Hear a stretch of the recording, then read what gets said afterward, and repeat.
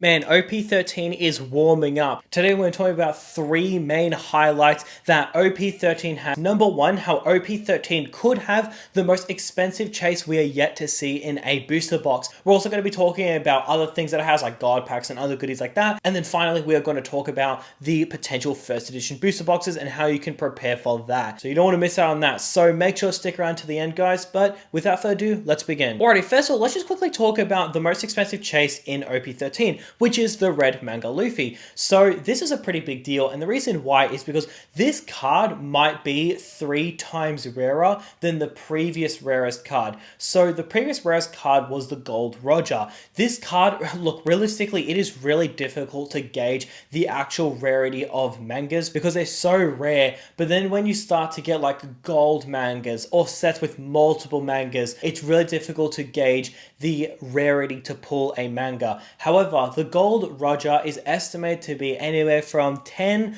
to 20 cases to pull one. That is such a wide radius, but let's just go with the worst case scenario, which is 20 cases.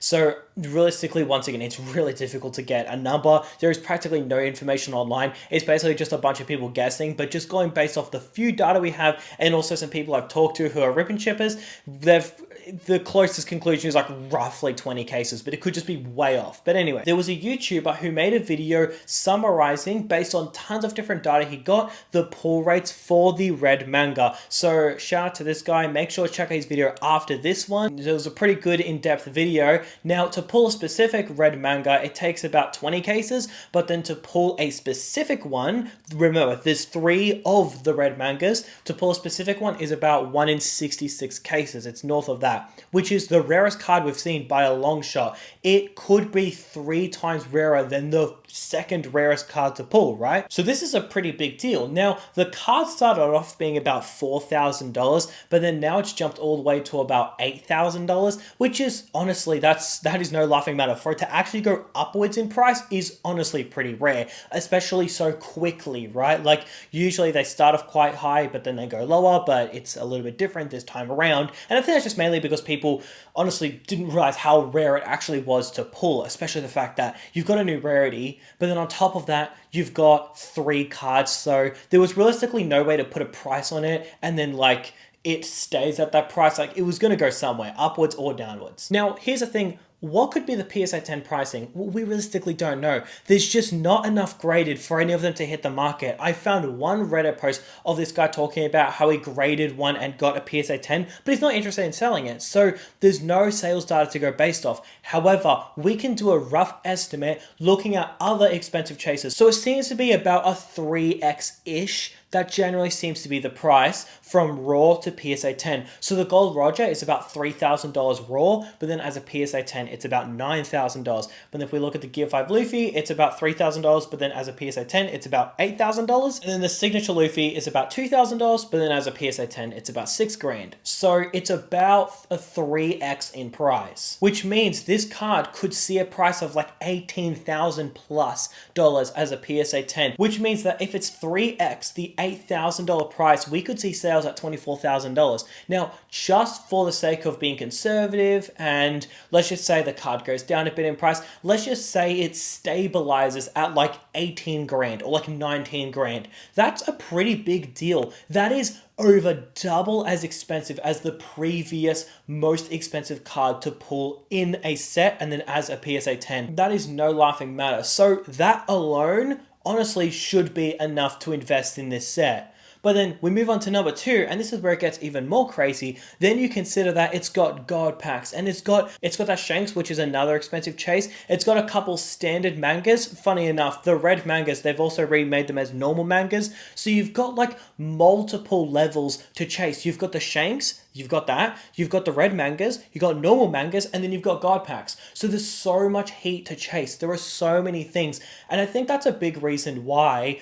this set has almost like, I'm not going to say like jump-started One Piece again, but there seems to be a bit of a repeating pattern where One Piece kind of gets a lot of recognition, goes in the slumbers, gets a lot of recognition, goes in the slumbers, and so on and so forth. The first time we saw this was with OP05. So if you were in the hobby before then, you remember you could just buy booster boxes willy-nilly. It was not that difficult. You could just go in and buy them. Then when OP05 came out, it was just a different ball game. Gear 5 Luffy was an incredibly popular gear of Luffy. So you had that created into a card, which was a manga. Then you had 3 different mangas, meaning it was really difficult to pull because you had 1 of 3. But then on top of that, you also had the signature Luffy as well. So they basically just condensed a bunch of things into one booster box, so that it basically just like exploded in price, right? And we've seen the same thing with OP13, where they've basically, it's almost like they've held off from like putting these features in other sets so they can just condense it all into one set and then just make one banger of a set. Now, that happened with OP05 and then the market cooled off for a bit.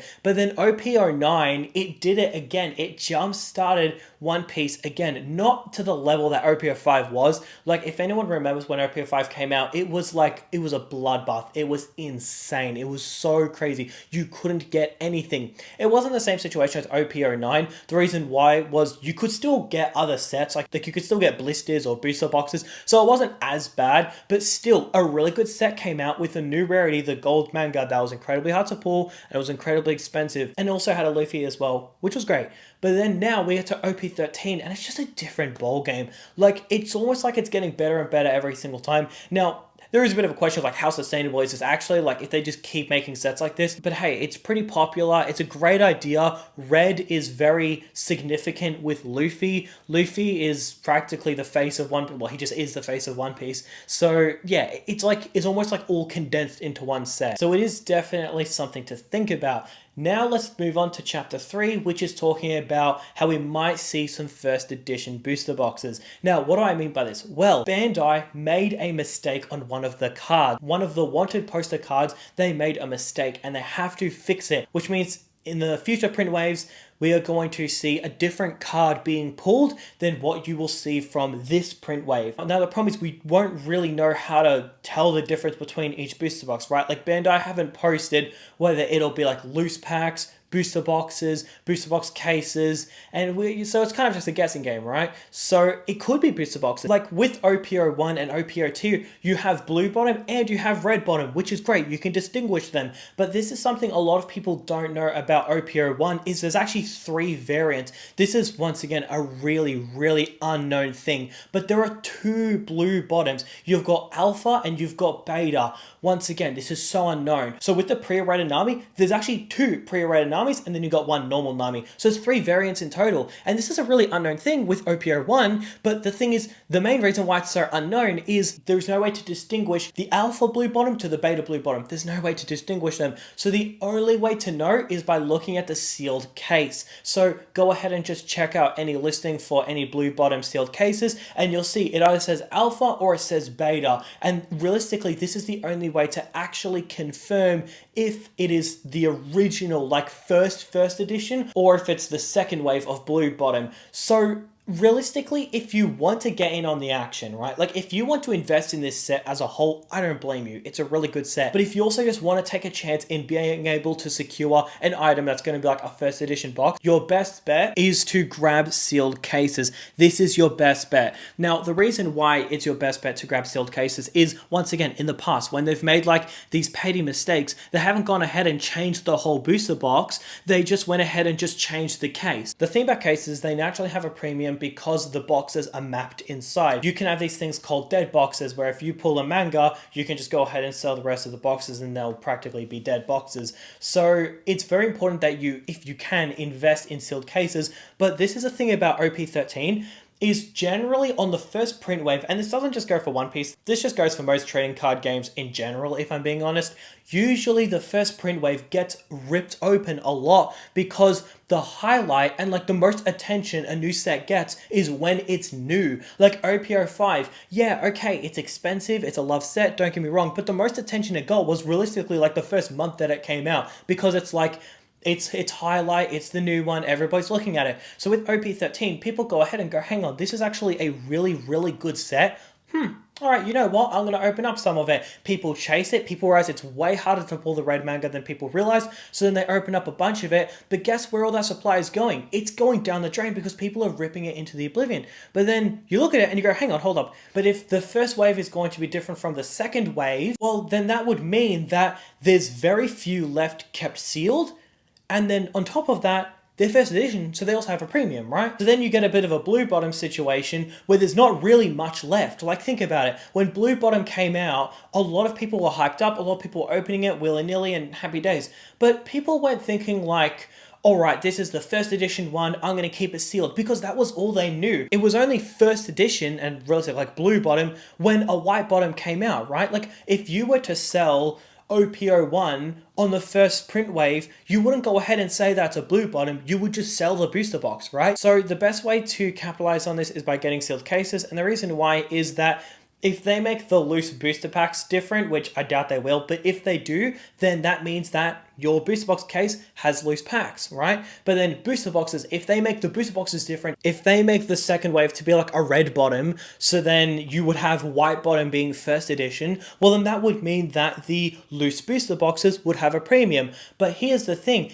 if the case is the only way to distinguish the difference like they did with the alpha and beta blue bottom, then that means that the cases would have the largest premium and all of the loose boxes would just be a bit of a trust me bro moment, right? Like, hey, this is a first wave, you've just got to trust me on it. Like, I have a receipt to prove it, or some bullcrap like that, but that doesn't really age that well long term. No one's just going to trust a random person, right? Now, who knows? Realistically, there's a possibility that Bandai just don't do anything different, and then the booster boxes, the booster box case, the loose packs, they all remain the exact same.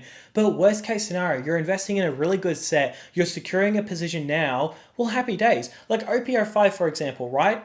It never really went cheap. Like, okay, of course it had times where it fluctuated, went up and it went down. And if you bought it like a month after a release, it did have a moment where it peaked and, you know, more print waves came out and then it did dip, but it never went back to MSRP. It never went back really, really cheap. It kind of just always had a premium. So OP13 could have a very similar fate where it just gets ripped a lot. It's very popular. It's sold out now. Like, you can't really get it anywhere. So then now it's kind of just, everyone's kind of just waiting to see when is the next print wave coming out. People are waiting for it. Is it going to be different? So there's a lot of unknown, right? But it's like worst case scenario, you're practically investing in the best set of One Piece to date. If I'm being honest with you, it just honestly is. And it's not like One Piece has been here for many years on end. It's only been here for like 3 years. That's not really that much time. For anyone who's in Pokemon, Sword and Shield as a whole is literally older than One Piece. It's a pretty new TCG, meaning that it doesn't really take a lot for it to be the best set, right? Like, it's not going to be a crazy take saying that OP13 is the best set, because there's not really that much competition, right? But we don't know. This could be the best set for 30 sets or 40 sets, and if that's the case, it will stand out, just like how OP05 stood out. But only time will tell. But that's going to do it for today's video, guys. Thank you guys so much for watching, and I'll see you in the next one.